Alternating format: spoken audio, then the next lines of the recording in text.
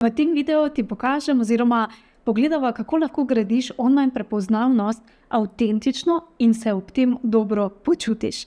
In ne, ni potrebno plesati pred TikTokom ali delati kakšnih čudnih trikov, lahko je povsem v skladu s tabo in hkrati tudi zelo učinkovito. Zdaj, preden gremo na samo tematiko, mogoče še samo to, zakaj bi nekdo želel graditi svojo prepoznavnost. Zdaj, če si na podjetniški poti, potem verjetno želiš doseči čim več strank in pač to, da te pozna čim več ljudi, je seveda odličen način, da prideš pred novo občinstvo. Ker s tem na eni strani tvoj posel raste in na drugi strani tudi pomagaš z svojimi rešitvami vedno več ljudem, kar je pa definitivno, po mojem mnenju, zmeraj plus.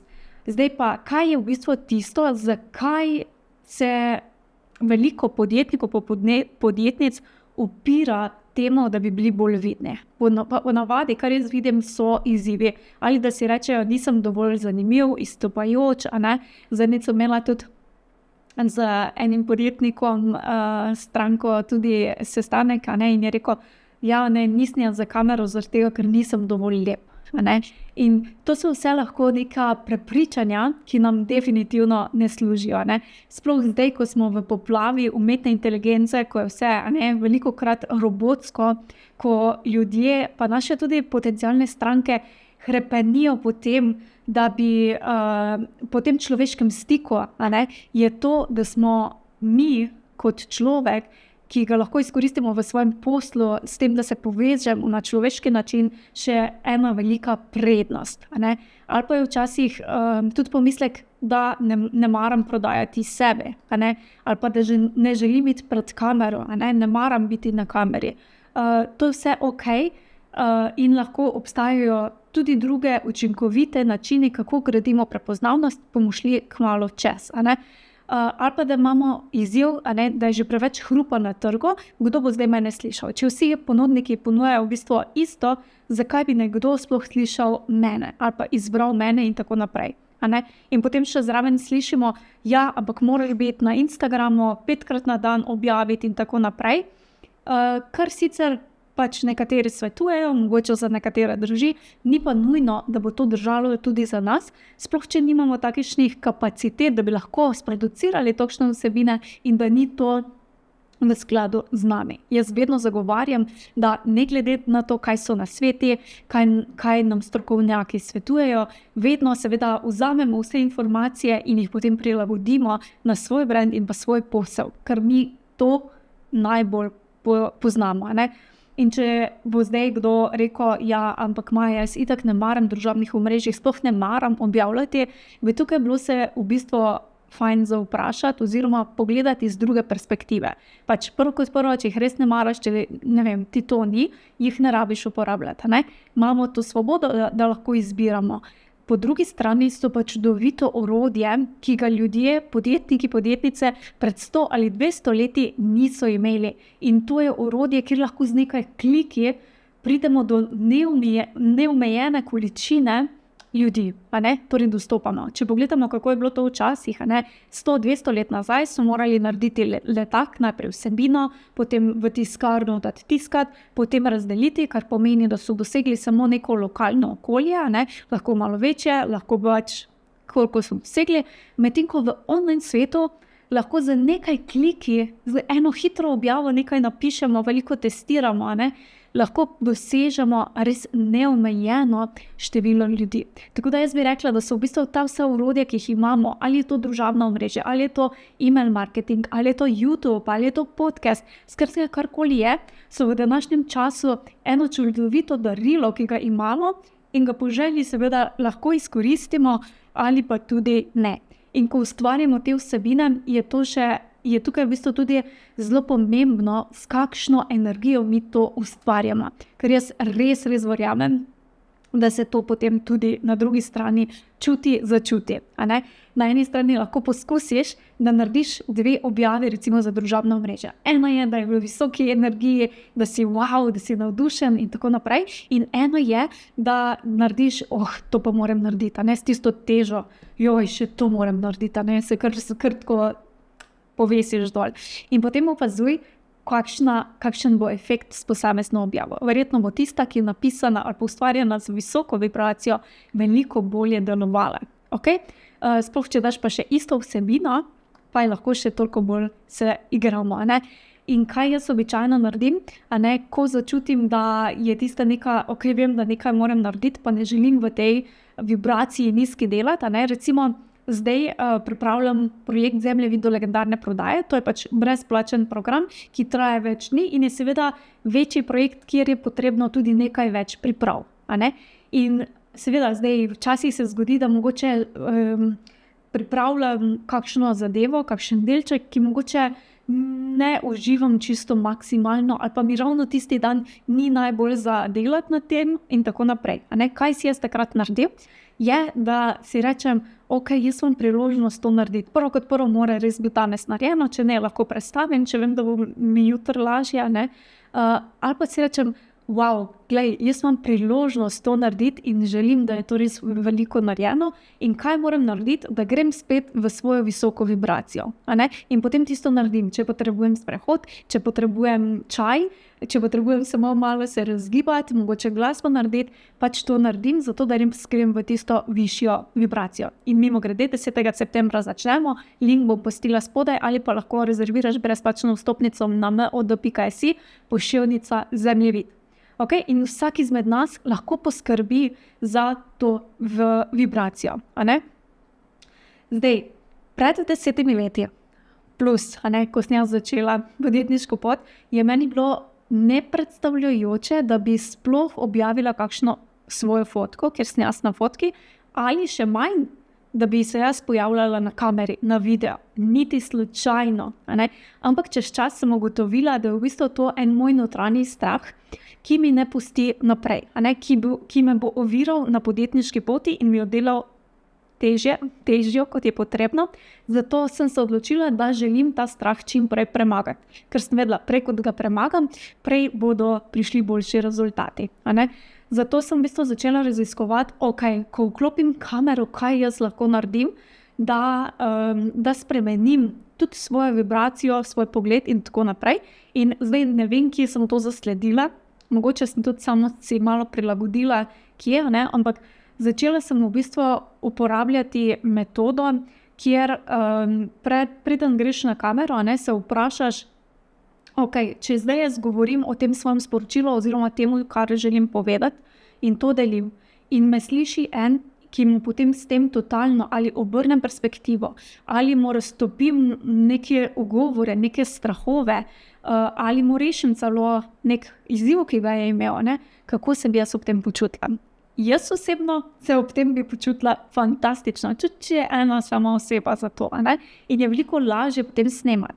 Potem pa seveda se lahko še dodaten trik, da namesto, preden vklopim kamero, da namesto na to, da se fokusiram, kaj pa če se mi tresel glas, kaj če mi zmanjka glasu, kaj če bom povedala nekaj malo drugače, kot sem mislila, ali pa ne bo slovnično, ali pa se bo slišal moj naglas, ali pa ne vem, karkoli, ali pa bojo mi štrleli lasje, karkoli. Skratka, vsi imamo te monologe. Namesto, da si govorim te misli, se raje vprašam, kdo v resnici je tukaj v ospredju. V ospredju tega videa ali pa tega, kar želim posneti, nisem jaz, ampak je poslušalec. In da raje razmišljam o tem, kako ga lahko podprem. Mogoče lahko nekaj povem na malo drugačen način, iz drugačne perspektive, dodam kakšen primer. Kaj je tisto, kar ga lahko še bolj podpre? Tega, kar bo poslušal. Ker nisem v ospredju jaz, ampak je v ospredju moja danes stranka oziroma poslušalec. In tukaj je fajn, da se tudi vprašamo, kaj je v resnici strah pred izpostavljenostjo. A je to strah, ki je moj, a je to strah, ki mi ga nekdo drug govori, ker drugi govorijo, ja, pa si na kamer, ta na kamer je ful taka, se maza več in tako naprej.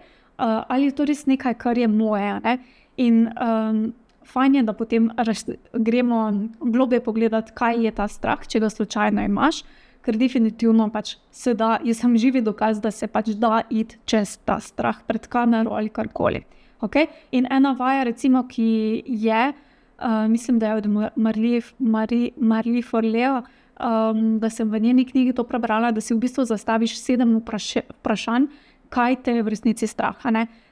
Torej, če bi bilo prvo vprašanje, zakaj me je strah stopiti pred kamero, in si rečeš zaradi tega, ker ne vem, nisem izobražen govorec. In potem si naslednje vprašanje, greš globje, vprašaš, ok, česa me je strah, če nekaj ne povem, recimo ok, če nisem pač ta govorec. Mogoče to, da me ne bodo jemali dovolj profesionalno. Ok, česa me je strah, če me ne bodo jemali dovolj profesionalno. In greš globoko, 7 vprašanj ali pa še globje, da prideš res do te srčike, ki jo potem običajno je tako, a resno, to me je strah, in potem lahko to izpustiš. Ok?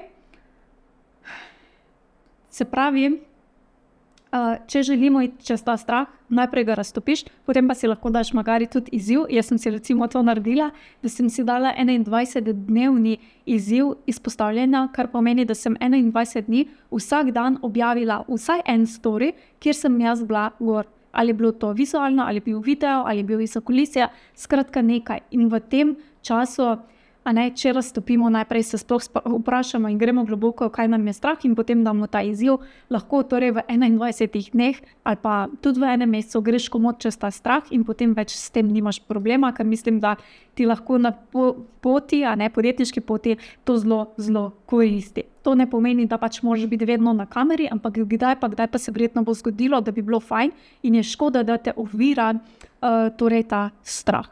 Okay? Zdaj, gremo na posamezne korake, kako v bistvu graditi online prepoznavnost avtentično, pa da se ob tem dobro počutiš. Bom spodaj pustila ene delovne liste, kjer te še bolj globoko vodim k načrtovanju, kjer greva še mičkeno bolj globoko in lahko si snameš. Ni se treba prijaviti, samo pač klikneš in si narediš v Google Docsih torej kopijo na svoj, pač shraniš svoj dokument in potem izpolniš. Okay? To bom spodaj pod videom pustila.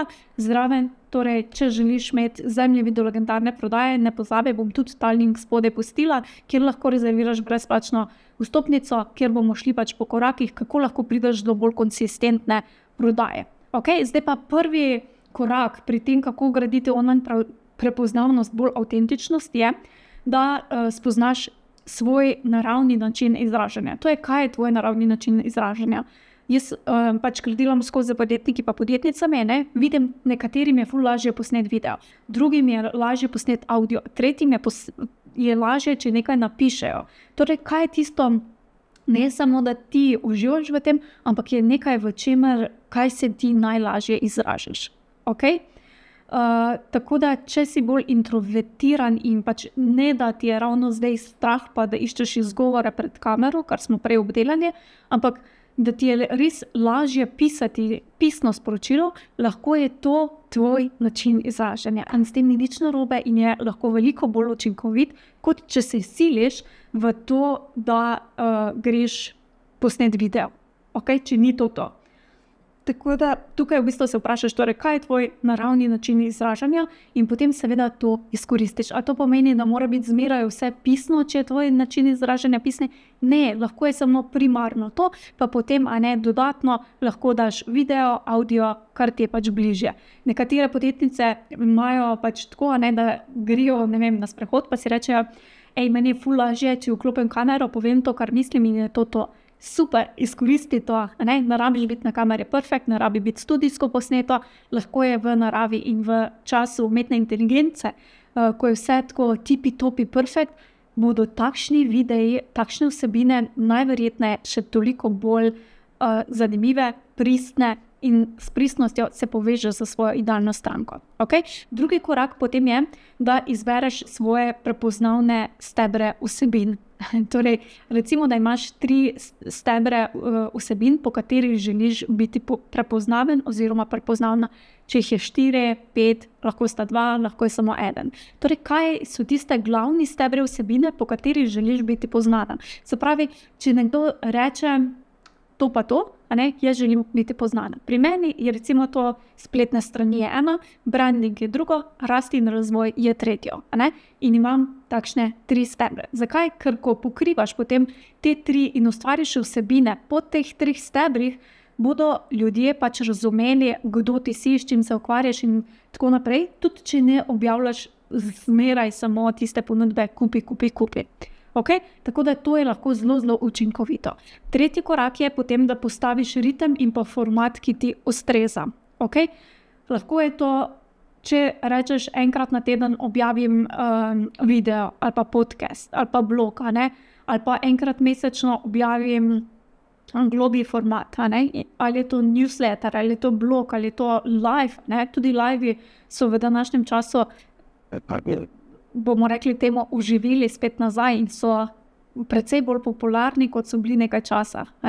In potem uporabljaš tudi orodje lahko za ponovno uporabo, za reciklažo in tako naprej. In lahko ustvariš, tudi če ustvariš samo eno vsebino, glavno vsebino, lahko iz te potem recimo črpaš različne vsebine. Recimo zadnjič sem imela z eno podjetnico čudovito en posvet, in sem ji rekla, kaj pa če ti raje fokus daš na svojo spletno stran, da je to tista glavna vsebina, ki jo ustvarjaš, in je recimo blog tvoja glavna vsebina. In potem sva recimo naredili načrt, narediš recimo mesečno eno vsebino, ki je sestavljena iz 5 delčkov, ali je to 5 nasvetov, ali je 5 usmeritev tega meseca, ali je 5 nečesa, recimo, kar pomeni, da vsak ta delček od 5 lahko je posamezna vsebina na Instagramu, recimo, in lahko torej za vsak, recimo, nasvet 1 je objava 1 in lahko jo daš v karusel, copy-paste vsebino ali pa jo skrajšaš, če je predolga, ali pa, oziroma fajn je, če je ali pa zraven še posnameš kratek video na to tematiko in zraven pri obeh recimo dodaš, ostale 4 pa pogled na blogu. In tako lahko prideš torej do 5 ali pa 10 novih vsebin za družabno omrežje, ki dajo vrednost in pa peljejo nazaj na tvojo spletno stran, kjer seveda potem jih pelješ. Upam, da imaš sisteme, ki potem ne samo da preberejo vsebino, ampak da grejo naprej, kar je najbolj smiselno, da naredijo naprej. Zdaj, kaj je boljše, ali količina ali konsistentnost, potem bi jaz tukaj definitivno ti priporočala, da se odločiš, jaz želim biti konsistentna, to pomeni, da bom ustvarila eno vsebino na teden, je boljše, kot da ustvariš 10 vsebin na dan, ali pa eno vsebino na dan, pa en teden ti gre, potem pa naslednji tedni pač več ni možno.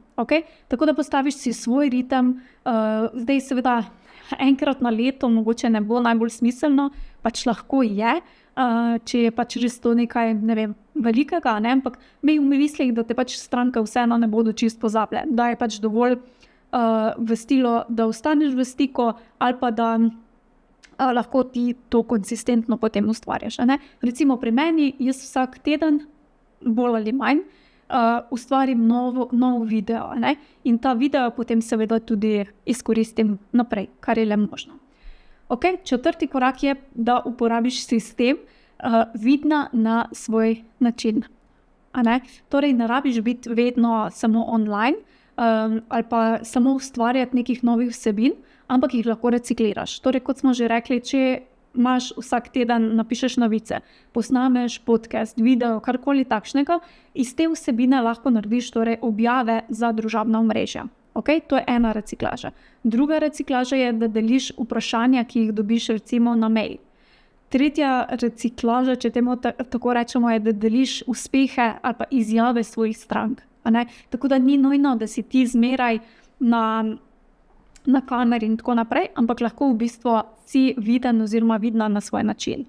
In lahko imaš mogoče celo kakšno najbolj enostavno, če govorimo o rednem objavljanju na družabnih omrežjih, če imaš kakšno svojo serijo. Ali je to serija, da ob petkih vsak petek odgovarjaš na eno vprašanje in tako naprej. In lahko imaš takoj hitro, lažje prideš do novih vsebin. Tukaj pa seveda je fajn, če vključuješ svoje stranke, da jim zastaviš vprašanje, sodelovanje, da spremljaš njihove odzive, in tako naprej, ampak seveda to na svoj način, kaj vibrira s tabo. In pa 5. korak bi lahko rekla, da je v bistvu zaupanje pa konsistentnost, torej, da se konsistentno pojavljaš. Torej, ni treba biti vse popolno, bolj pomembno je, da si konsistenten oziroma konsistentna. Kaj to pomeni? To pomeni, da ne strmimo vedno k popolnosti, ampak si rečemo, kako dobro lahko naredim, da bo ta stvar konsistentna. Da bo lažje, ti lahko delim recimo en moj primer. Recimo, ko sem jaz se odločala za video podcast, prej sem pisala samo blog v pisni obliki, potem sem rekla, da želim podcast oziroma videe posnet, in kako lahko zdaj to naredim, da bi bila lahko jaz konsistentna. In seveda, jaz sem si želela, da bi bili videi posneti v studio, z studijsko opremo, da bi to potem nekdo zmontiral, in da bi bilo vse res tipi-topi. Ampak, ko sem začela razmišljati o tem, ali bom lahko na ta način konsistentna, sem rekla, niti slučajno. Ja, mogoče bo šla še enkrat v studio posnet, drugič, tretjič pa verjetno več ne. Se pravi, pri meni je to totalno odpadlo, ker sem vedela, da ni vzdržljivo na to, kar želim jaz pač vlagati v to. Okay? Potem sem v bistvu se spraševala, podcasti so ponavadi, da povabiš različne goste, kar je super, in se mi zdi fantastično. Ampak ko sem jaz začela razmišljati, da bi vsak teden mogla iskati nekega novega gosta, se dogovarjati vsak teden za kdaj se slišiva in tako naprej, sem videla konsistentno, meni to ne bo šlo. Tako da jaz bom imela kombinacijo, kjer sem lahko jaz na kameri, če me kdaj si zaželim gosta, ga lahko vključim. In sem sprejela to odločitev. Okay? Se pravi, potem tudi za editiranje. Se pravi, ko imamo enkrat posnete videe, bi lahko bile profesionalno pač zeditirani v nulo in tako naprej. Ampak jaz sem vedela, da to bo vplivalo na mojo konsistentnost, zato sem si raje zadala na mesto, da ko snemam videe, da imam 5krat isti kader posnamem pa različne kadre, kaj lahko jaz naredim, da recimo da mi bo omogočalo, da sem pri tem najbolj konsistentna, ker so to pač brezplačne vsebine in je pač omejena količina časa, ki jo želim nameniti temu. Kaj lahko naredim, da bom lahko konsistentna? In sem rekla, če jaz vklopim kamero, posnamem v enem koraku in pač ne editiram kaj pretirano, razen mogoče glas, da se malo izboljša, ne režem, da nimam potem za tem. Tudi če imaš zunanje, jaz na en čas imela enega editorja, pa se je potem izkazalo, da sem jaz mogla iti potem spet gledati cel video, pa dajati feedback in tako naprej, in sem spet ugotovila, da to ni v skladu z mano. Tako da zdaj je v bistvu minimalno editiranja posneto v enem šupu in to je to. Tako da tukaj res lahko je pomembno, da si vprašamo, kaj lahko izvajamo torej konsistentno in da se potem tudi redno pojavljamo. Ker škoda je, da nismo konsistentni, kar pomeni, da pač, ko imamo neko akcijo, objavljamo ful, smo povsod in vse, potem pa nikjer. Ker na prodajo v bistvu najbolj oziroma zelo, zelo vplivajo tudi ti vmesni deli, kaj se dogaja med prodajo, ker tukaj se gradi zaupanje in vse, kar je potrebno. Okay? Tako da to je 5 točk, skozi katerih sem želela iti. Spodaj ti pustim 2 linka, torej en je za pač brezplačni Google dokument, kjer ti bo pomagal, da prideš do več jasnosti, kako v bistvu online prepoznavnost graditi na svoj način, in pa drugi je, da se rezerviraš brezplačno vstopnico za Zemljevid legendarne prodaje. Začnemo 10. septembra. To je to, kar sem želela za danes deliti. Uživaj in se vidimo. Čau! Hvala za tvoj čas in pozornost. Če ti je bila epizoda všeč, te vabim, da se naročiš na podcast na najljubši aplikaciji, kjer poslušaš podcaste in tako ne zamudiš naslednje epizode. Vesela bom tudi povratne informacije, kako ti je bila epizoda všeč in česa si želiš več. Hvala ti in naredi si čudovit dan.